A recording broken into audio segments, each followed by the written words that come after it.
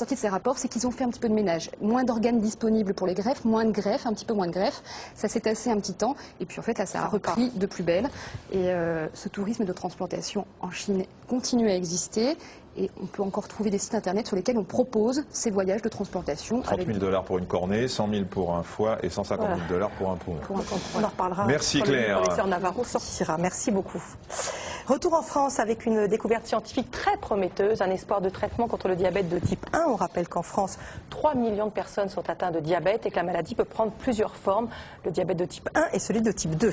Le premier apparaît surtout chez l'enfant et les jeunes adultes. Ça concerne 150 000 personnes en France, soit 2 à 4 personnes sur 1000. Plus d'explications avec le reportage d'Emma Strack, Simon Fichet, Olivier Véry. De plus en plus de personnes sont atteintes de diabète, une maladie qui ne se guérit pas, en tout cas jusqu'à maintenant, puisque ce laboratoire de l'hôpital Necker est sur la piste d'un médicament qui pourrait soigner le diabète de type 1. Pour commencer, intéressons-nous à cette maladie.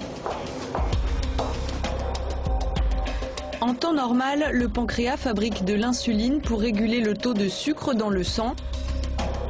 Mais chez les diabétiques de type 1, il n'assure pas correctement son rôle. En cause, les lymphocytes qui normalement sont chargés de nous protéger des agressions, mais qui, chez le malade, détruisent des cellules productrices d'insuline. Actuellement, le diabète est traité par injection régulière d'insuline, mais la recherche a pris une tournure inattendue depuis que Lucienne Châtenoux a testé sur des souris diabétiques un traitement initialement prévu contre les rejets de greffe d'organes, un essai concluant. Et la surprise, ce fut de voir que, contrairement à ce que nous attendions, plutôt que d'avoir un effet à court terme après ce traitement d'une semaine uniquement, nous avons obtenu un effet à long terme, c'est-à-dire que les animaux redevenaient normoglycémiques.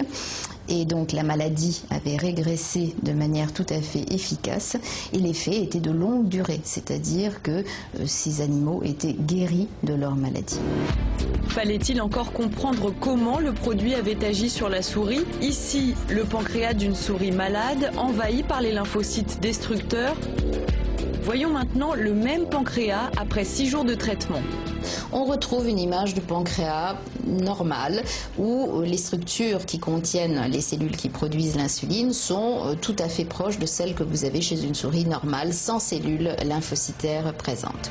À court terme, le traitement est efficace, mais surtout, et c'est sans doute le plus intéressant, il l'est encore des semaines plus tard. L'image que l'on observe n'est plus celle d'un pancréas totalement normal, mais celle d'un pancréas où les cellules de l'immunité reviennent vers justement les cellules qui produisent de l'insuline, mais au lieu de rentrer à l'intérieur et de détruire ces cellules qui produisent l'insuline, elles vont rester à la périphérie de ces structures. Pourquoi ces lymphocytes ont-ils changé de comportement ? Souvenez-vous, chez le diabétique, des lymphocytes viennent détruire les cellules produisant l'insuline, mais grâce au traitement, des cellules dites régulatrices empêchent ces agresseurs d'agir.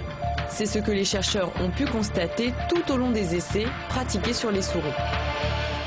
Voici donc l'analyse des cellules que nous avons mis en culture qui montre qu'il y a une grande différence entre les animaux non traités et les souris traitées. En particulier, les petits points que l'on observe, ce sont les cellules T régulatrices qui vont donc apparaître, être plus fréquentes en nombre et qui sont caractéristiques de l'effet du produit chez les animaux traités. Des résultats satisfaisants chez la souris et prometteurs pour l'homme. Des essais ont été menés avec succès. Ce produit a été injecté pendant 6 jours consécutifs chez des patients qui avaient développé un diabète de type 1 et nous avons suivi ces patients jusqu'à 4 ans après la fin de ce traitement d'1 semaine. Et nous avons vu qu'on était effectivement en mesure de faire en sorte que les patients traités puissent continuer à produire de l'insuline par eux-mêmes en quantité importante. Actuellement, 2 laboratoires mènent des essais cliniques sur l'homme et un médicament pourrait être mis sur le marché d'ici 5 ans. Alors, l'équipe de Lucienne Chatenou vient de recevoir un financement de 500 000 € de la part de la Fondation pour la recherche médicale. 600 000 même en tout, répartis sur 2 subventions. Un soutien qui devrait permettre aux chercheurs de travailler sur les stades plus précoces de la maladie. On passe à Laurent Cohen. On va rester dans le domaine de la recherche avec lui, mais au niveau du cerveau, bien sûr, cette fois, puisque vous allez nous parler d'une étude surprenante qui montre que l'on peut manipuler la perception que l'on a de sa propre image. Oui, c'est-à-dire qu'on a tous, on connaît notre propre corps. Je sais que cette main, elle est à moi et pas à vous. Je sais que cet objet ne fait pas partie de mon corps. Et je connais aussi la forme de certaines des parties de mon corps.